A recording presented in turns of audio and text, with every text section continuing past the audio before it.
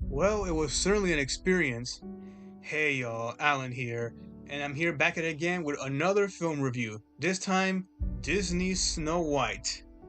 Of course, I've been hyping up this movie for myself for a long time, and it feels good to finally get to the period where I can finally witness it and have my full thoughts on it.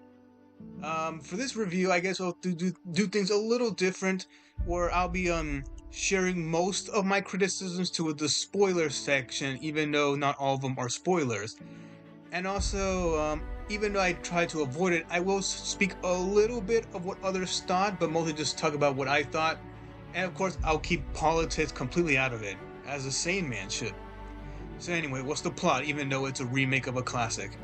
In this one, Snow White is a young princess who lived underneath her two loving parents, the humble king and queen, who ruled over the kingdom with peace and prosperity. But then this mysterious woman comes around right after the queen, well, non spoiler, passes, and then the king gets sent out on a mission and never comes back.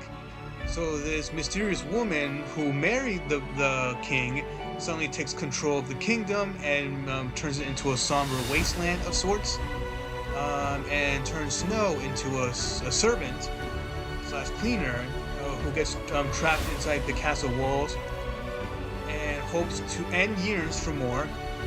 But once a certain situation occurs and escapes the castle and the kingdom, he comes across some colorful personalities where they band together and attempt to end the queen's tyrannical rule. So, of course, it does this have the differences one would expect from it being like these kinds of remakes. And at least it ain't a shot-for-shot remake, because no way it was gonna be like the first. The original movie was like an hour long, so of course they had to expand on it more. And I'm sure there's other movie adaptations that have done it in their own ways, and this is just another one of them. But anyway, I was talking about the stuff I enjoyed the most. Of course, the one most people, most sane people enjoy, the lead casting, because of course I believe, and I witnessed that made me believe, Rachel Zegler is S tier casting as Snow White. Cause believe me, I believed in her and she met the expectations and in some parts surpassed them because she really is the character. Because yeah, of course she does have some minor differences to make her modern in a good way. It doesn't make the character worse or cheesy.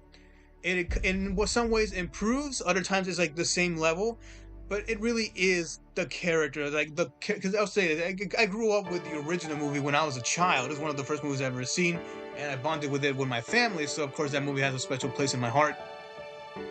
So to see her embrace the kindness, the humility, the soft-spokenness, the charm, the the the singing abilities too, because of course, no surprise, this girl can sing. She really is Snow White, and I don't know who else could have captured it in this way. She really is her, and so I'm glad that we got her because she really is the best choice. Kind of like how Halle Bailey was the perfect Ariel, well, live action Ariel in my opinion, because they are the character. Anyway, to move on, for those that were complaining about her hair, at least this movie gives a proper explanation. The queen really hates her, and they just cut her hair off and gave her that, I guess, hairdo. Anyways, for the visuals, I say, and of course I'm just speaking on my own, I think it looks quite pretty. Like they actually made it look like a fairy tale book come to life.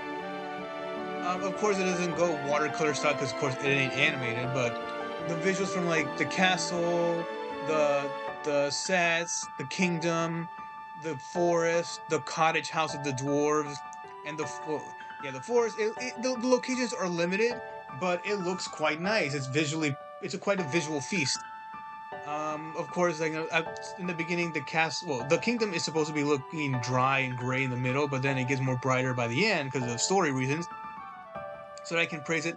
For the songs, I actually enjoyed all of them. I say that they only brought back they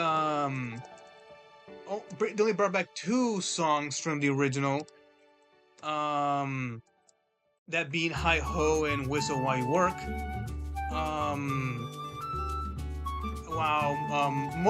The rest are new. but I did enjoy all of them. Of course, I wouldn't see them as favorites, but I did enjoy the experience. Of course, the new songs were sung by what is their name? Benj Pasek and Justin Paul, who have quite the experience in musical theater, but also have written plenty of movies that people know. They wrote songs for La La Land, The Greatest Showman, the Aladdin remake, Lyle Lyle Crocodile, Spirited, and some other things too.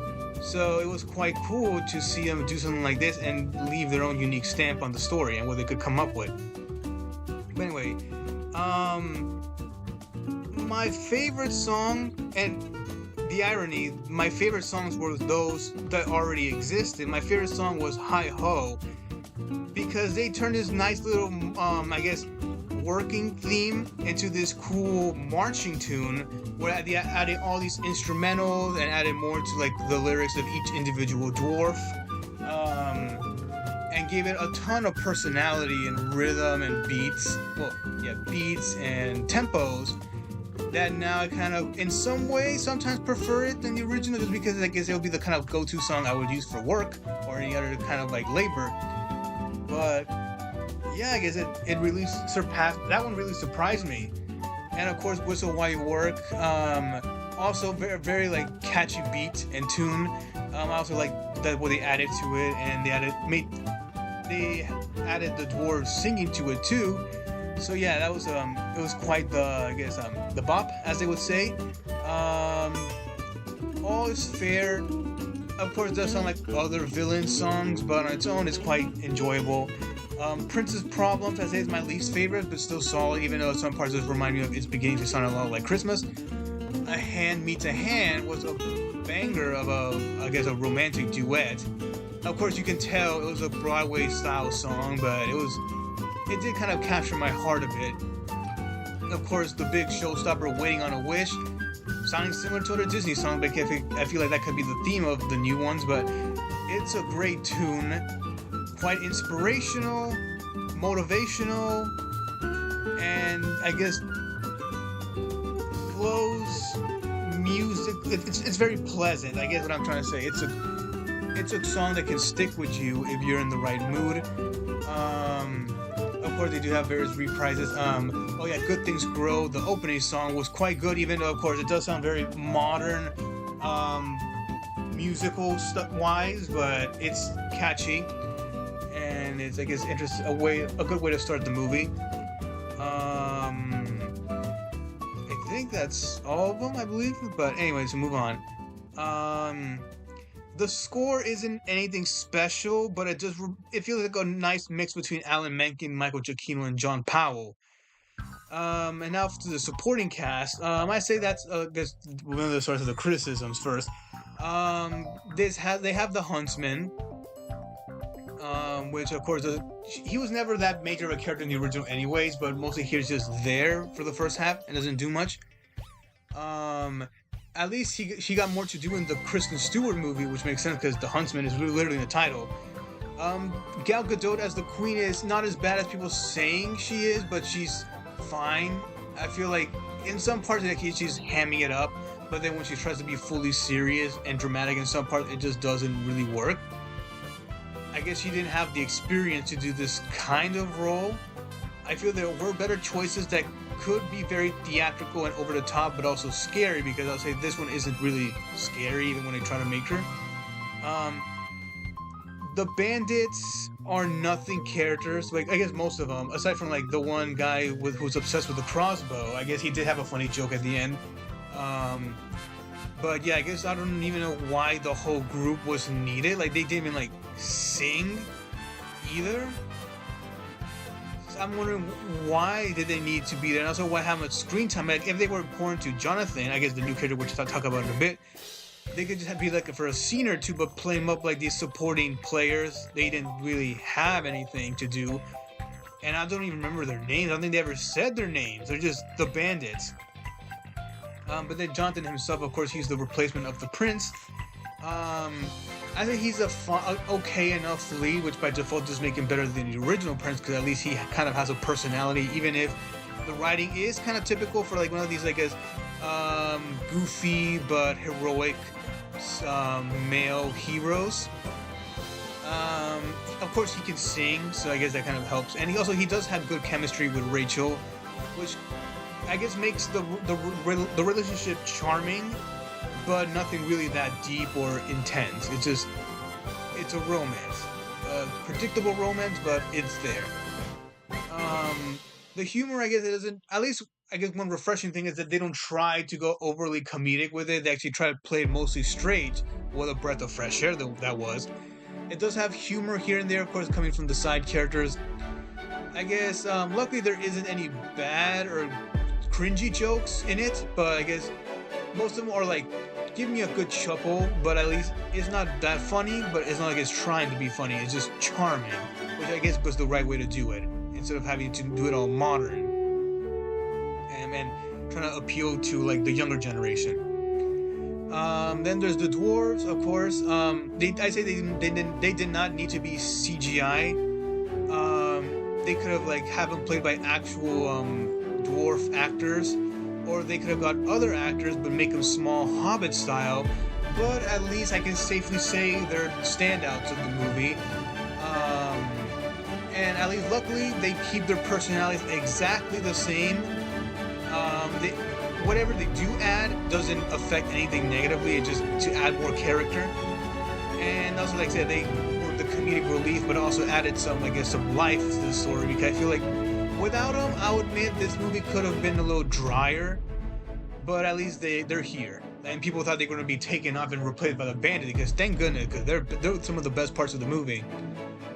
Of course, characters like Dopey, Doc, and Grumpy get the most screen time and attention, but the rest are there, but it's not like they were meant to do a lot. Well, emotionally wise anyway, except from certain scenes. But anyway, I did like the singing, because basically when they sung Hi Ho, with each dwarf being voiced by a talented actor, it did add to the genuineness, and since they can sing, it makes them more likable and endearing. Also, I guess I'll say it for later actually. This movie does have some similarities to Wish, surprisingly, not just because of the opening where they open a book again with the title and say "Once upon a time, blank, blank, blank." I guess some story-wise about like trying to like wishing and wanting to like rise up to I guess an evil ruler, and whether the people want it or not, and giving the people what they need. And this, it's a little bizarre thinking about it, but yeah, it is what it is. And as I say, I like Wish a little more than this. I guess now I'll say for the spoiler segment.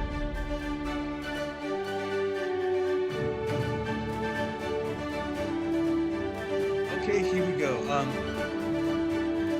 For the first 50 minutes of this movie, I thought was legitimately great, and made me believe I would love the movie. But I guess the unfortunate thing is, by the second half, after Whistle While You Work, the movie does get less interesting and engaging. Not bad, but just passable. But there are some scenes in that second half I do enjoy. But then there's some stuff that feel kind of dull and standard. Not bad, just standard. And it feels like they're dragging the plot down. And I'm like, okay, you could have done something better with this, or done it with better execution, or we could just move on to the next scene. At least the old hag, the queen, when she transforms, looks pretty intense. Because at least the scene with her turning into the old lady was one of the highlights of the second half, which was when giving her the apple. I think we all know how this goes, but anyway, I did like that part of the story. Yeah, there was some standard group scenes with the characters just talking and doing something, trying to escape like the guards, and just speaking with each other. That whole escape sequence just feels just very typical. Like I feel like kind of like a 90s fantasy romp, but without adding anything new to it. Just feel like I've seen this before. But anyway, I would say my favorite joke from the movie came from Doc, where in the middle section where like Jonathan gets shot by a crossbow and Doc is fixing him up, and he comes in all sad thinking that like he didn't make it, but then he comes out all fine and healthy, and Doc was like, I thought he was dead. And that was hilarious.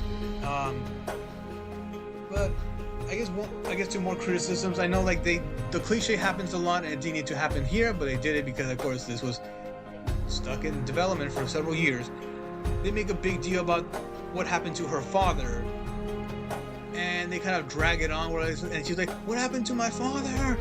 And the huntsman won't tell him, and of course you can figure it out. And then once they tell him, "Oh, he died in a mission somewhere," it's not really a surprise anymore because they just did it so predictably, yeah. And one thing I did not like, which they didn't need to do, I guess I thought they were saving. I think it was like a cool moment, but it kind of really wasn't. Dopey speaks at the end, but only like only like 3 sentences. But they turn into a gotcha moment where like even the rest of the audience was shocked, like gasping. I was like, really? Also, back to the dwarves. Of course, you can say all the uncanniness you want and complain about it, but a lot of work went into them, to the motion capture, to the sound effects, to the detail of their skin, their clothes, and their hair. It's kind of it does deserve some applause and some appreciation, even though not everyone wants to do it. But anyway, and as it turns out, Dopey was the narrator of the whole story. And I was like, okay, I guess I'm not sure why they need to do that. And speaking of which, I know this movie did have some reshoots. Not sure how much, but for sure there were some shots in the marketing and trailers that weren't in the movie. And some weird stuff happens, which I felt off. It did feel off. Like in the Hi Ho song, they made a deal about like the dwarves having some magical abilities where their hands glow and make the crystals and the mines glow as well.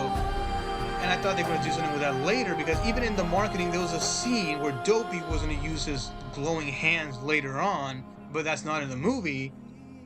So I'm like, what was that about? I guess that meant nothing then. Also, I know there was this other scene right before Snow goes out to the forest to be killed by the huntsman,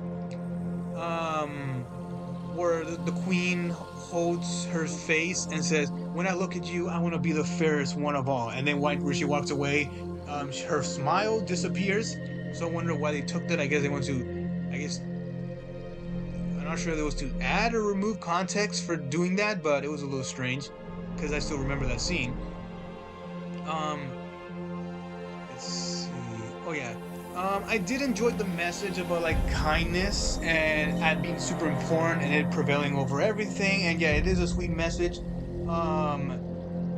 But I felt they could have done more with it because they simplified the message, and they don't do it badly, but it just standardly. Like it's in the second half. No, in the end, it's so focused on kindness and doing the right thing and being nice that it almost feels like a Christian movie with how straightforward it is. And like they don't make fun of it, but it does feel very typical.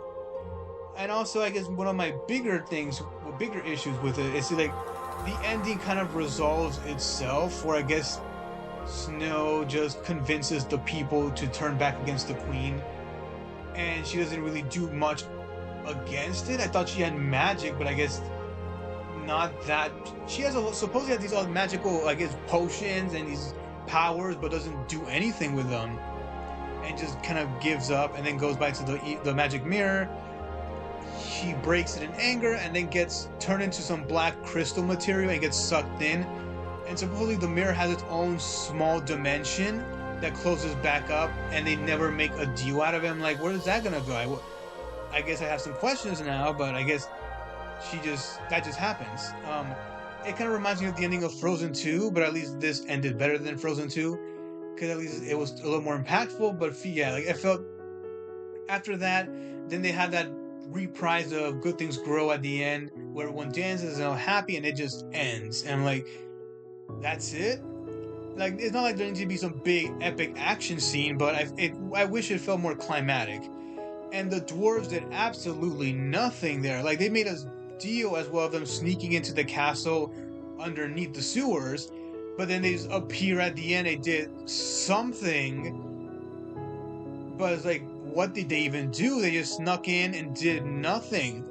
Even like the crossbow guy from the bandits did more than them. So that was also very strange. I guess it did set back a bunch, but I guess now to move on, I guess by default, this does make it one of my favorite remakes because it did have things I really liked, and were ended up better than I thought. I'd say it's my third favorite remake is be behind Pete's Dragon and Jungle Book. I liked it more than the Little Mermaid remake, and I also had a good time with that one. In conclusion, for a movie that I was very excited about for some time, at the end just turned out to be decent. Even with the underwhelming bits, I was not disappointed. Even with the issues I had with the very end of it, I had a good time. It was a solid experience. Some parts did swell up my heart and did touch my soul. It made me happy I finally reached the end of this journey. So in the end, it was good. It's a good movie, especially for someone, especially when it feels like it was made for me, which I appreciate because, to be honest, these kinds of things are very rare. I can see a good movie or show, but very rarely made for me. I just appreciate the craftsmanship of other things. But anyway, for this one, I will not provide a score, but as I'll leave it off, I liked it, and I'm glad I did. Now I'm gonna go whistle while I work on this video, and I'm gonna hi-ho towards the future of my life. See you guys on the next one.